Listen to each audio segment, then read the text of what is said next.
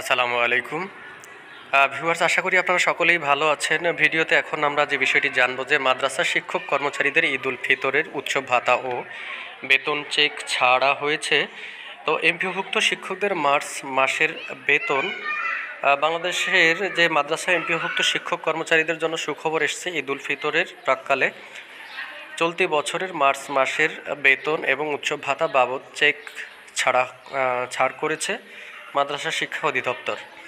23 March 2025 তারিখের পর থেকে শিক্ষক ও কর্মচারী সংশ্লিষ্ট ব্যাংক থেকে এ ভাতা উত্তোলন করতে পারবেন।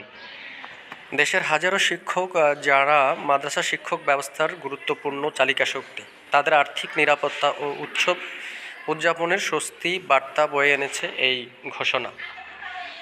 তো এখন দেখব শিক্ষক ও কর্মচারীদের উৎসব ভাতা কত এবং কিভাবে এটা শিক্ষকরা পাবেন।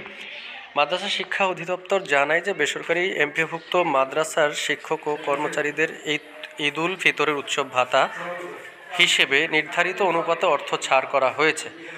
শিক্ষকরা তাদের মূল বেতনের 25% এবং কর্মচারীরা 50% হারে উৎসব ভাতা পাবেন।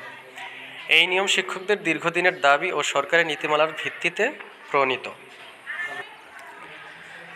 মূলত ঈদের আগে এই অর্থ সহায়তা অনেক পরিবারের আর্থিক স্বস্তি এনে দেয়। শিক্ষকরা তাদের পরিবার ও আত্মীয় স্বজন নিয়ে আনন্দঘন পরিবেশে ঈদ উদযাপন করতে পারেন।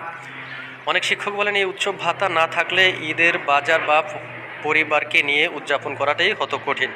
বিশেষ করে যারা একক উপার্জনকারী হিসেবে কাজ করেছেন তাদের জন্য এই ভাতা মানে একরাশ স্বস্তি। উল্লেখযোগ্য বিষয় হলো, এই অর্থ শিক্ষক কর্মচারীদের ব্যাংক অ্যাকাউন্টে সরাসরি পাঠানো হচ্ছে না, বরং অনুদান বিতরণকারী ব্যাংকের নির্ধারিত শাখা থেকে উত্তোলনের ব্যবস্থা রাখা হয়েছে। অগ্রণী, রূপালী ও জনতা এবং সোনালী ব্যাংকের নির্দিষ্ট শাখাগুলোতে চেক পৌঁছে দেওয়া হয়েছে। মার্চ মাসের এমপিভুক্ত বেতন ভাতার চেকও একযোগে ছাড় করেছে মাদ্রাসা শিক্ষা অধিদপ্তর। এই চেকগুলো অগ্রণী ও রূপালী ব্যাংকের প্রধান কার্যালয় এবং জনতা ও সোনালী ব্যাংকের স্থানীয় অফিসে হস্তান্তর করা হয়েছে। শিক্ষক কর্মচারীরা 23 মার্চের পর থেকে নির্ধারিত ব্যাংক থেকে এই অর্থ উত্তোলন করতে পারবেন। এমপিভুক্ত শিক্ষকরা প্রতি মাসে সরকারি অংশের বেতন পেয়ে থাকেন। এই বেতন নির্ধারিত তারিখে না পেলে তারা আর্থিক সংকটে পড়েন। তবে এবারে সময় মতো চেক ছাড় করায় শিক্ষক সমাজে ইতিবাচক প্রতিক্রিয়া দেখা গেছে। একজন শিক্ষক বলেন, আমরা প্রতি মাসেই বেতনের জন্য চিন্তিত থাকি, কিন্তু এবারের মতো যদি নিয়মিত বেতন দেওয়া যায় তাহলে আমরা আরও ভালোভাবে ক্লাসে মনোনিবেশ করতে পারব। এই ধরনের ব্যবস্থাপনা শিক্ষকদের পেশাগত স্থিতিশীলতা নিশ্চিত করার পাশাপাশি শিক্ষা ব্যবস্থার মান উন্নয়নের ভূমিকা রাখবে। উৎসব ভাতা উত্তোলনের নির্দেশ ও প্রয়োজনীয়তা, যেখানে বলছে শিক্ষক উৎসব ভাতা উত্তোলনের জন্য সুনির্দিষ্ট নির্দেশনা দেওয়া হয়েছে।